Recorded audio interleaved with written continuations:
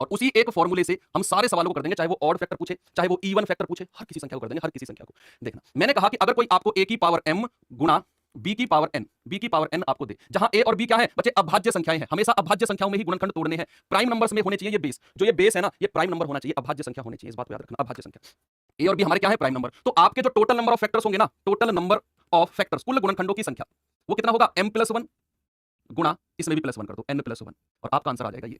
हमेशा आपको यही करना है, हमेशा और हमेशा आपको यही करना है। अब जाकर जो ये +1 किया है ना, ये आपको समझ में आएगा। अगर मैं शुरू में लिख देता कि ये +1 आपके दिमाग में सवाल आता सर ये m+1, ये +1 क्यों कर रहे हो आप बच्चे, ये +1 इसकी वजह से कर रहे हैं जो हमने पावर 0 ली। फिर दिमाग में सवाल आता सर पावर 0 क्यों ली, वो पावर 0 हमने इसलिए ली क्योंकि मैंने शुरू में आपको समझाया था कि एक सभी का फैक्टर होता है, एक सभी का फैक्टर होता है, और किसी की भी पावर 0 मतलब 1। तो चीजें मैं फ्लो में लेकर आया हूं नीचे। सबसे पहले मैंने आपको बताया कि एक सभी का फैक्टर होता है, दूसरे में मैंने बताया कि यहां पर टोटल नंबर ऑफ फैक्टर निकालने के लिए 2 की पावर 0, 2 की पावर 1, 3 की पावर 2 को लिखा, 3 की पावर 0, 3 की पावर 1, 3 की पावर 2, फैक्टर निकाले, आया 6। इसके बाद जाकर मैंने फॉर्मूला लिखा कि अगर आपको इस फॉर्मेट में संख्या बन गई, उसके बाद में टोटल नंबर ऑफ फैक्टर है m+1 गुणा n+1, और अब सारा झंझट खत्म, कोई पेयर नहीं बनानी, आपको कुछ नहीं बनाना, बस पावर को प्लस करके गुणा कर देना है, टोटल नंबर ऑफ फैक्टर आपके सामने आ जाएंगे। सवाल देखते हैं, सवाल आपसे क्या कहता है। सवाल मैंने दिया आपको, यहां पर मैंने दिया 120। बच्चे 120 के फैक्टर बताओ कितने होंगे, टोटल नंबर ऑफ फैक्टर्स 120 के कुल गुणनखंड कितने होंगे, ये आप मुझे बताइए जल्दी से। देखो अब 120 है, इसके फैक्टर ऐसे बना लो भैया, तो ऐसे बना लो, 2 से जाएंगे 2 छक्के 12, 60 बार, 2 से जाएंगे 30 बार, 2 30 60, 2 से जाएंगे 15 बार, फिर अब 2 से तो नहीं जा सकते, 3 से जाएंगे 3 पंजे 15, और 5 से जाएंगे 1 बार। तो कितना आ जाएगा, 2 की पावर 3 गुणा ये कितना है 3 की पावर 1 गुणा, और ये कितना है 5 की पावर 1। मैंने ऐसे लिखा इसको, मैंने इसको ऐसे लिखा। मैंने आपसे कहा कि यहां पर जो बेस होगा वो बच्चे क्या होना चाहिए, बेस हमारे प्राइम नंबर्स होने चाहिए, अभाज्य संख्या हमारे बेस होने चाहिए। ये चीज आपको क्लियर है कि जो ये बेस है ये प्राइम नंबर्स होने चाहिए। अब मेरे पास है क्या कि टोटल नंबर ऑफ फैक्टर्स क्या होंगे। मैंने कहा पावर में +1 करो और गुणा कर दो भाई, टोटल नंबर ऑफ फैक्टर्स कितने होंगे, कुल गुणनखंड कितने होंगे, टोटल फैक्टर्स कितने होंगे। आप कहेंगे सर 3 में भी 1 जोड़ दो, और 1 में भी 1 जोड़ दो, और इस पावर में भी 1 जोड़ दो, तो कितना होगा 4 गुणा 2 गुणा 2। आंसर कितना होगा, 4 दूनी 8 दूनी 16, टोटल फैक्टर्स हो जाएंगे 16। टोटल नंबर ऑफ फैक्टर्स कितने हो गए, 16 आपका बिल्कुल सही जवाब होगा। कितने, 16 आपका बिल्कुल सही जवाब।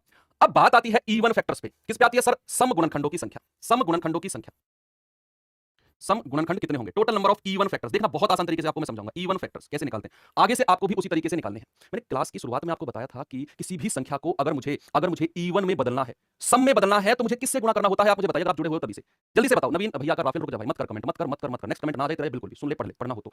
मैंने कहा सीरियस पढ़ा रहा हूं बिल्कुल, क्योंकि चैप्टर ये ऐसा है जो बहुत फोकस के साथ आपको पढ़ना होता है।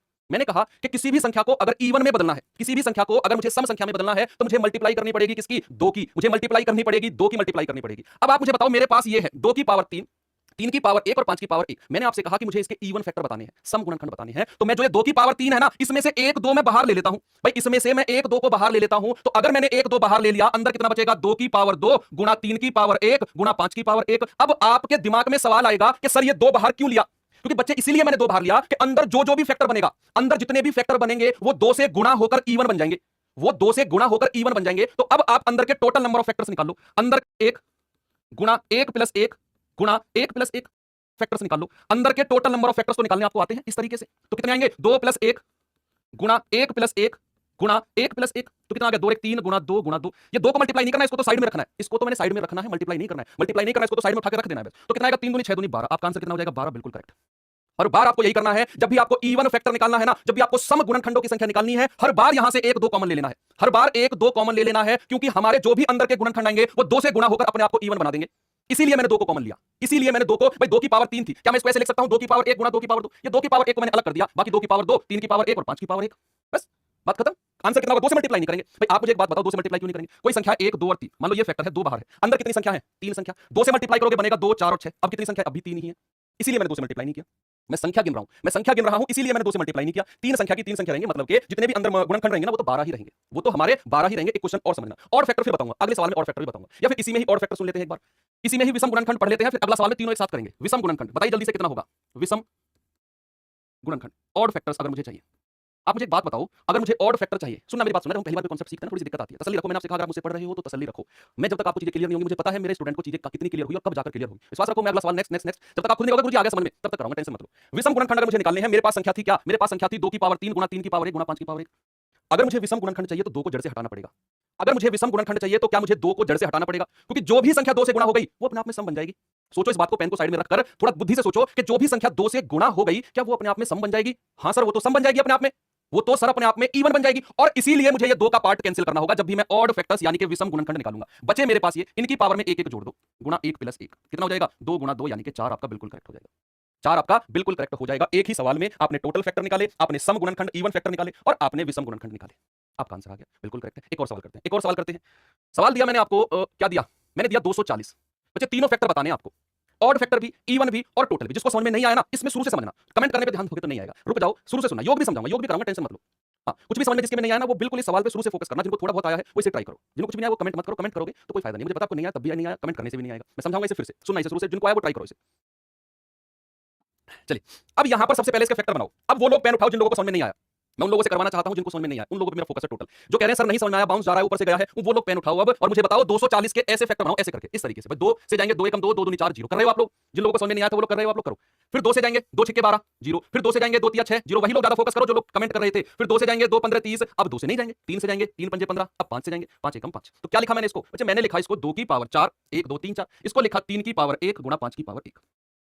यहां तक तो दिक्कत नहीं है, यहां तक तो दिक्कत नहीं है। यहां तक समझ में आया उन लोगों को जो लोग कमेंट कर, वही लोग थम्स अप करके मुझे बताना जो लोग कह रहे थे कि सर समझ में नहीं आया, या फिर जो लोगों को समझ में नहीं आया इस क्वेश्चन में। यहां तक तो समझ में आया, थम्स अप करके बताओ। आराम आराम से चलूंगा, इस क्वेश्चन में 100% क्लियर कर दूंगा आपको, टेंशन मत लो। यहां तक तो समझ में आया, आ गया, ओके। अब हमारा पहला सवाल है, हमारा पहला सवाल है टोटल फैक्टर्स, कुल गुणनखंड क्या होंगे? टोटल फैक्टर्स, यही हमारा पहला सवाल है। टोटल फैक्टर्स क्या होंगे? ठीक है, टोटल फैक्टर्स यानी कि कुल गुणनखंड क्या होंगे, यही सवाल आपको मिलेगा।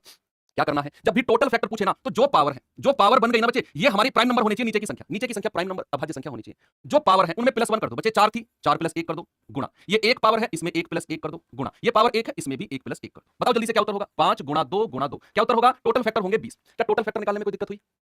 समझो, बताओ जल्दी से। वो लोग बताओ जिनको समझ में नहीं आ रहा था, क्या आपको टोटल फैक्टर निकालने में कोई दिक्कत हुई?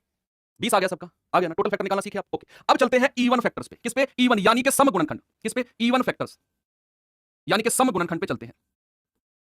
सम गुणनखंड पे चलते हैं। इवन फैक्टर कैसे निकालें? टोटल आपने निकाला, अगला सवाल है इवन फैक्टर कैसे निकालें? अच्छा, इवन फैक्टर का मतलब है, आप मुझे एक बात बताओ, आप लोग मुझे एक बात बताओ, किसी भी संख्या को अगर मुझे सम संख्या बनाना है, सम संख्या मतलब क्या होता है? 2 के गुणज में जो संख्या आ जाए, जैसे 2 4 6 8 10 12, वो सब इवन नंबर होते हैं, सम संख्या होती है। अगर मुझे किसी संख्या को इवन संख्या बनाना है बच्चे, मुझे उसे 2 से मल्टीप्लाई करना पड़ेगा। आप दुनिया की कोई भी संख्या उठा लो, आप उसे 2 से मल्टीप्लाई कर दो, वो संख्या अपने आप में क्या बन जाएगी? वो संख्या अपने आप में एक इवन संख्या बन जाएगी, सम बन जाएगी। बात हुई क्लियर? तो यानी कि अगर मैं यहां से, मेरे पास ये संख्या है, अगर मैं यहां से 2 कॉमन ले लेता हूं, यानी कि 2 को बाहर रखता हूं, कॉमन नहीं 2 को बाहर रखता हूं, तो 2 की पावर 4 में से 2 की पावर 1 तो मैंने बाहर रखी, अंदर कितनी बची? 2 की पावर 3। भाई एक पावर तो मैंने बाहर ले ली, ये तो ऐसे ही रहेगा। मैंने 2 को बाहर क्यों रखा? तो मुझे सम संख्या चाहिए, इवन नंबर चाहिए, इसीलिए मैंने 2 को बाहर रखा। अंदर जितने भी फैक्टर मुझे मिलेंगे ना, वो सब इवन हो जाएंगे जब वो 2 से मल्टीप्लाई बनेंगे। तो आप अंदर के टोटल फैक्टर्स निकाल लो कितने हैं। कुल गुणनखंड, भाई ऊपर 3 है, 1 जोड़ देंगे गुणा, ऊपर 1 पावर है 1 जोड़ देंगे गुणा, ऊपर 1 पावर है 1 जोड़ देंगे। कितना आएगा? 4 गुणा 2 गुणा 2, कितना आ गया? 16। इस 2 से मतलब नहीं है, 2 को तो बाहर उठाकर फेंक देना है बस। जब भी सम गुणनखंड की बात करें, आपको कुछ दिक्कत हुई सम गुणनखंड निकालने में? कुछ दिक्कत हुई क्या आपको सम गुणनखंड निकालने में? समझ में आया यहां तक? मुझे जल्दी से थम्स अप करके बताओ, फिर मैं तीसरे पॉइंट पे चलता हूं, विषम गुणनखंड पे। जल्दी से मुझे बताएंगे सभी लोग, विषम गुणनखंड पे चलता हूं। अगला सवाल फिर आप ही लोग करने वाले हो जिनको समझ में पहला वाला नहीं आया था। विषम गुणनखंड ऑड फैक्टर्स निकालते हैं, ऑड फैक्टर्स निकालते हैं। विषम गुणन क्लियर हो गया ना? ओके। अब ऑड फैक्टर्स के लिए बच्चे, जब भी आपसे वो कहेगा सवाल कि ऑड फैक्टर बताओ, विषम गुणनखंड बताओ, तो जो 2 वाली संख्या है ना, ये 2 वाली, इसको बच्चे जड़ से उखाड़ कर फेंक दो। इससे मुझे मतलब नहीं है। जब भी आपसे विषम की बात करें, क्या किसी विषम संख्या में आपने 2 को देखा है कहीं? कोई भी विषम संख्या मुझे बता दो जिसमें 2 आता हो। सोचो इस बारे में, कोई भी विषम संख्या मुझे बता दो जिसमें 2 आता हो। नहीं सर, ऐसी तो कोई भी विषम संख्या नहीं है जिसमें 2 आता होगा, नहीं है ना? तो 2 को हटा दो जब भी मैं विषम संख्या की बात करूं। मेरे पास क्या बचा? मेरे पास 3 की पावर 1 गुणा 5 की पावर 1, पावर में 1 जोड़ दो गुणा पावर में 1 जोड़ दो, कितना मिलेगा? 2 गुणा 2 यानी कि 4। तीनों सवाल आपने बड़े आराम से कर दिए भाई, तीनों सवाल आपने बड़े आराम से कर दिए। बात हुई क्लियर आपको, है ना? बात हुई क्लियर आपको? एक और सवाल मुझे बताइए जल्दी से करके, फिर आप ये चीज क्लियर हुई तो आपको